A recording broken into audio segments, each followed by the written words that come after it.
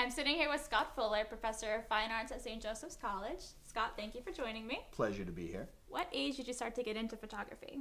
When I was a kid, my grandfather actually started 1 hour photo. When they used film, it would have to be processed and that would take a lot of time, and he pioneered a business model that would do that in an hour.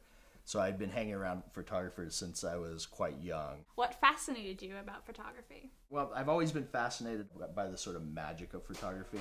Even in the film days when I was young starting out, you could actually see the photo come to life in the darkroom. That was probably the first thing that really interested me about photography. And then as the digital technology came into play, I really reinvested because it had so many possibilities. What was your first type of camera?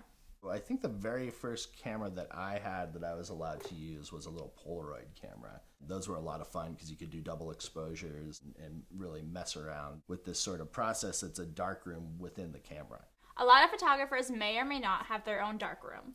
Have you ever developed your own photos or even ever had your own darkroom? When I was in high school, I really became serious about making art and taking photos, and had studios set up at my folks' house in the basement and converted this sort of mud room hallway into a dark room. You start to process our own stuff. That was a lot of fun. There was a real freedom to that. What is your favorite style of photography? I'm excited by abstract work. With the abstract work, I feel like there's this opportunity to push photography to a different place. I know you lived in Hawaii for a while, so how does that impact your photography today? It's a very starkly beautiful place, a lot of really steep polys and hills. I think I had a lot of practice doing that in Hawaii and hiking the mountains and framing some really steep, starkly beautiful landscape. What made you decide to take everything you've learned over the years and bring it into the classroom to teach? I've taught for many years. Part of what drew me to teaching is, of course, you're going to pass on some skills to another generation. I like that a lot. I also like the dialogue that I have with my students, the critical dialogue. I really enjoy that part of it. During the May semester, you and the photography students take a trip to South America. During these trips, what experiences do you hope that the students come away with? For a lot of the students that go, they have never left the country.